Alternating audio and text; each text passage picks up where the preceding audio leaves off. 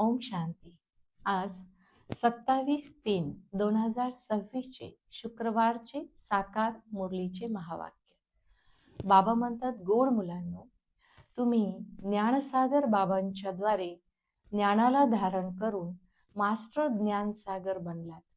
तुम्हाला ज्ञानाचा तिसरा नेत्र मिळाला. तुम्ही त्रिनेत्री, त्रिकालदर्शी व त्रिलोकीनाथ आहात. प्रश्न: विश्वातील आत्म्यांची सेवा तुम्हा मुलांशिवाय कुणीही करू शकत नाही का? कारण: उत्तर: तुम्हालाच सर्वोच्च आत्मा शिवबाबांकडून शक्ती मिळते. सर्वप्रथम तुम्हा आत्म्यांना सर्वोत्तम आत्म्याकडून ज्ञानाचे इंजेक्शन लागते, ज्यामुळे तुम्ही 5 विकारांवर स्वतः विजय प्राप्त करता व दुसऱ्यांनाही करवू शकता. अशी सेवा अन्य कुणीही करू शकत नाही. कल्प कल्प तुम्हीच आत्म्यांची सेवा करता. ओम शांती. आज बाबांनी काही महत्त्वाच्या मुद्द्यांवरती मार्गदर्शन केलं. बाबांच्या आठवणीत बसण्याचा विशेष आज बाबांनी मत दिले. कोणत्याही देहधाऱ्यांना आठवण करू नका. नेहमी निराकार बाबा आणि साकार बाबा यांनाच पाहायचं आहे. बाबा म्हणतात, मुले असून मला जाणत नाहीत, बापास किंवा पित्यास ओळखत नाहीत, तर मला आश्चर्य वाटतं. जो दुःख हरता आहे, सुख करता आहे, सद्गती दाता आहे, अशा परमात्म्याला न जाणणारे अज्ञानीच म्हणावे लागतील. बाबा सांगतात, शिवजयंती साजरी करतात, परंतु ज्ञानाचा तिसरा नेत्र आज मनुष्याजवळ नाही. म्हणूनच परमात्मा पित्यास ते जाणत नाही. शिवजयंती उत्साहाने साजरी करतात, शिवाच्या प्रतिमेचे पूजनही करतात, शिवाचे अनेक नावांनी गायन करतात, परंतु पित्यास जाणत नाही. म्हणून बाबा सांगतात की अशा आत्म्यांना रस्ता दाखवणे हे तुमचं कर्तव्य आहे. पुन्हा मध्येच बाबांनी आज गीत वाजवायला सांगितलं, नयनहीन असलेल्यांना रस्ता दाखवा प्रभू. आजचं गीत. कारण कोणते नयन याचं स्पष्टीकरण आज बाबांनी मुरलीमध्ये दिले आहे. कारण साधू संत एकीकडे, ऋषी मुनी एकीकडे ईश्वराची पतित पावन म्हणून गायन करतात, पूजन करतात, आवाज देतात, कुंभमेळ्यावरती जातात स्नान करण्यासाठी, आणि दुसरीकडे म्हणतात की आम्ही परमात्म्याला जाणत नाही, नेती नेती बेअंत. तर बाबा म्हणतात, कोणते नयन जे त्यांच्याकडे नाही. म्हणून गीत वाजवलं, नयनहीन असलेल्यांना रस्ता दाखवा प्रभू. तर परमात्मा सांगतात, ज्ञानाचा तिसरा नेत्र आज मनुष्याकडे नाही.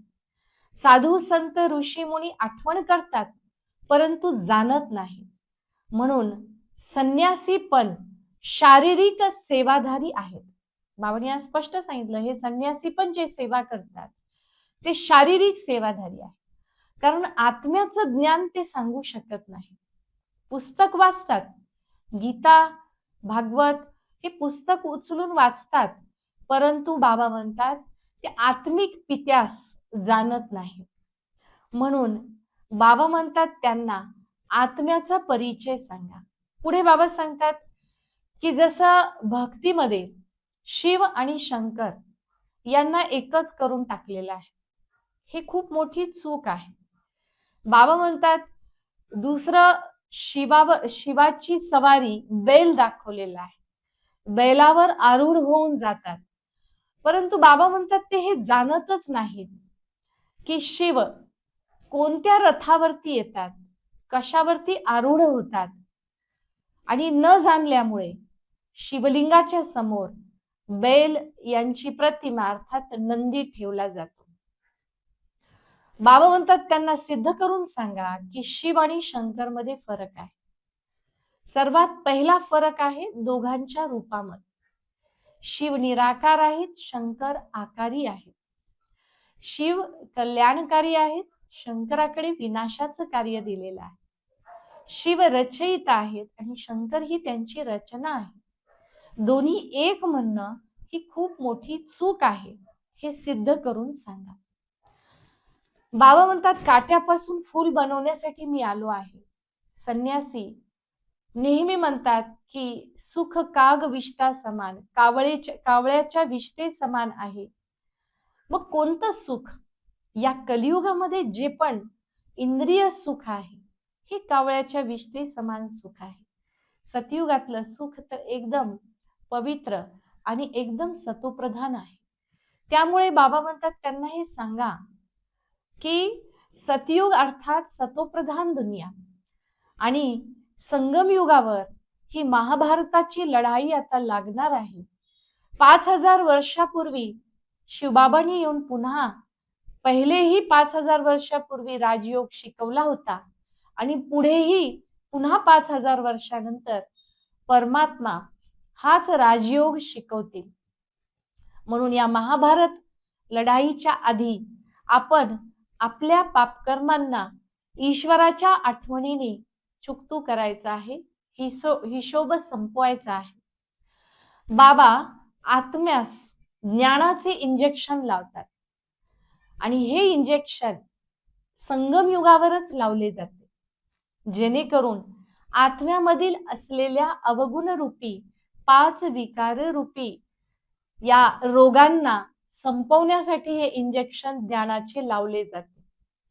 भक्तीमध्ये विष्णूच्या नाभी कमळातून ब्रह्माजी उत्पन्न झाले असं दाखवतात आणि ते चित्रही बऱ्याचदा भक्तीमध्ये प्रसिद्ध आहे, खूप जणांनी पाहिलेलं आहे. तर याचंही रहस्य बाबा आपल्याला सांगतात की श्री विष्णू पुनर्जन्म घेत घेत कलियुगाच्या शेवटी अर्थात लास्ट जन्मामध्ये प्रजापिता ब्रह्मा बनतात आणि हेच प्रजापिता ब्रह्मा पुन्हा पुरुषार्थ आत्म्याच्या कमाईच्या द्वारे श्री नारायण विष्णू बनतात. म्हणून भक्तीमध्ये विष्णूच्या नाभीतून ब्रह्माजी उत्पन्न झाले असं दाखवतात. बाबा म्हणतात ही अशी शाळा आहे ज्या शाळेमध्ये मनुष्यापासून देवता बनवलं जातं. 7 दिवस कोर्स केला की सर्व काही आपल्याला स्पष्ट होतं. म्हणून आता ह्या शाळेमध्ये अभ्यास करायचा आहे, पुन्हा ही वेळ भेटणार नाही. म्हणून 7 दिवसाच्या कोर्समध्ये बेसिक सर्व गोष्टी आपल्याला समजतात आणि मग मुरली ईश्वराचे महावाक्य आपल्याला मनुष्यापासून देवता बनवतात. शिवबाबा येऊन सचखंडाची स्थापना करतात, रावण झूठखंडाची स्थापना करतात आणि आता जो वेळ आहे तो संगमाचा वेळ आहे. सत्यखंड अर्थात सतयुग आणि झूठखंड अर्थात कलियुग ह्या दोन्हीच्या मधला वेळ सध्या चालू आहे. म्हणून बाबा म्हणतात महाभारत महाविनाशाची लढाई लागण्यापूर्वी आपापलं खातं जमा करा. सर्वोत्तम शिवबाबांकडून सर्व शक्तींना स्वतःमध्ये धारण करा आणि 5 विकारांवर विजय प्राप्त करा. अच्छा, गोड गोड मुलांप्रती मातपिता बापदादांची सुमधुर आठवण, विशेष नमस्ते आणि सुप्रभात. आत्मिक मुलांना आत्मिक पित्याची नमस्ते. आत्मिक पित्यास आत्मिक मुलांची नमस्ते. आज धारणेसाठी पहिला पॉइंट बाबांनी सांगितला. बाबांच्या श्रीमतावर चालून खरी खरी रूहानी सेवा, आत्म्यांची सेवा करायची आहे. सर्वशक्तिवान बाबाकडून शक्ती घेऊन 5 विकारारूपी शत्रूवर विजय प्राप्त करायचा आहे. दुसरा पॉइंट, मनुष्यापासून देवता बनविण्यासाठी पवित्र जरूर बनायचे आहे आणि अनेकांना पवित्र बनण्याची मत सांगायची आहे. ज्ञानाला धारण करून काट्यापासून फूल बनायचे आहे व अनेकांना बनवायचे आहे. आजचं वरदान: विनाशाच्या वेळेवर परीक्षेत पास होणारे आकारी फरिश्ता रूपधारी भव. कारण विनाशाचा वेळ जसा जसा जवळ येईल तसे तसे अनेक पेपर, अनेक परीक्षा येणार आहेत. पण त्या परीक्षेमध्ये पास व्हायचं असेल तर आपला फरिश्ता स्वरूप, प्रकाशमय काया याचा अभ्यास अति आवश्यक आहे. बाबा म्हणतात, जर फरिश्ता स्वरूपाचा, प्रकाश स्वरूपाचा अभ्यास असेल तर त्या परीक्षेच्या वेळेला, विघ्नांच्या वेळेला आपलं हे स्थूल देह दिसणारच नाही. 1 सेकंदात फरिश्ता स्वरूप धारण करता येईल. आणि 1 सेकंदात जेव्हा फरिश्ता स्वरूपाचा अभ्यास करू तेव्हा त्या परीक्षेत आपण फुल पास असू, विघ्नात आपण नापास होणार नाही. आजचा सुविचार: उमंग उत्साहाचे पंख सदैव सोबत असतील तर प्रत्येक कार्यात सफलता सहज मिळेल. उमंग आणि उत्साह नेहमी आपले हे पंख मजबूत ठेवायचे आहे, मग प्रत्येक कार्यात सफलता मिळेल. आजचा अव्यक्त इशारा: निश्चयाचा पाया मजबूत करून निर्भय आणि निश्चिंत राहण्यासाठी आज बाबांनी सांगितलं, बाबा सर्वशक्तिवान आहे व ते माझ्या सोबतच आहे. त्यांचा हात मी पकडूनच ठेवलेला आहे आणि तेही माझा हात पकडणारच आहेत. हा विश्वास पक्का हवा. स्वतः कमजोर जरी असलात तरी साथी मजबूत आहे, म्हणून पार होणारच आहोत हा पक्का निश्चय पाहिजे, विश्वास पाहिजे. पुढे बाबांनी सांगितलं की जे काही मागे झालं त्याला फुल स्टॉप, बिंदी, झालेल्या गोष्टींना समाप्त करा, तर आपण निर्भय आणि निश्चिंत राहू शकता. आजच्या मुरलीमध्ये विशेष सूचना आहे. दादी जानकीजींचा आज स्मृती दिवस आहे. 104 वर्ष दादी आपल्या पूर्ण सुंदर जीवनामध्ये ज्ञानदान करत राहिल्या. त्या ज्ञानातील काही महत्वाचे पॉइंट आजच्या महावाक्यांमध्ये लिखित रूपात दिलेले आहेत. पहिला पॉइंट: सूक्ष्म अभिमान परखून समाप्त करणे हेच स्वतःवर आशीर्वाद घेण्यासारखे आहे. दादींचं हे म्हणणं आहे, आपला अभिमान संपवणे म्हणजेच आपण स्वतःवर आशीर्वाद करतोय. देह अभिमानाला तोडणे. पुढे जास्त विचार करणे, बोलणे, चिंता करणे हे आपलं शक्ती खर्च करणे आहे.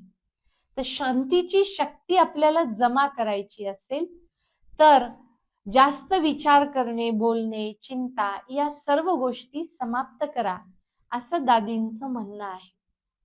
दादीजी पुढे सांगतात, कुणाची चूक चित्तावर ठेवू नका. आपलं चित्त नेहमी स्वच्छ ठेवा. खूपच सुंदर पॉइंट आहे, याला आचरणात आणायचं आहे. पुढे दादी सांगतात, बक्षीस घ्यायचंच असेल तर सर्वप्रथम नियम पाळायला शिका. जितकं आपण नियमात राहू बाबाकडून बक्षीस आपोआपच मिळेल. पुढे दादी सांगतात, सेवा करताना नेहमी हलके राहा. त्या सेवेचंही ओझं न घेता मन बुद्धीने हलके राहायचं आहे. पुढे सांगतात, प्रेम न मागता स्वमानमध्ये राहा, तर आपोआपच प्रेम प्राप्त करण्याच्या पात्र बनाल. प्रेम मागून मिळत नाही. स्वमानामध्ये राहा, सर्वांना स्नेह आणि सहयोग द्या, तर प्रेम आपोआपच मिळेल. पुढे दादी सांगतात, मोठ्या गोष्टींना नेहमी छोटं बनवा. कधीही छोट्या गोष्टींना विचार करून मोठं बनवायचं नाही. दादीजी सांगतात, आत्मा आत्ताची स्थिती अंतिम वेळेस आपल्याला मदत करणार आहे. त्यामुळे आत्ताची स्थिती चांगली ठेवण्याचा पुरेपूर प्रयत्न करा. आणि शेवटचा पॉइंट, आंतरिक वैराग्य वृत्तीने अपवित्रतेस संपूर्णपणे संपवा. सूक्ष्म अपवित्रता तेव्हा येते जेव्हा आपलं आकर्षण असतं, आंतरिक वैराग्य वृत्ती नसते. त्यामुळे दादी सांगतात, आंतरिक वैराग्य वृत्ती हवी. तर या सर्व गोष्टींना आजच्या साकार मुरलीमध्ये खूप सुंदर सांगितलेलं आहे. आज दिवसभरात आपल्याला या सर्वांना आचरणात आणायचं आहे. ओम शांती.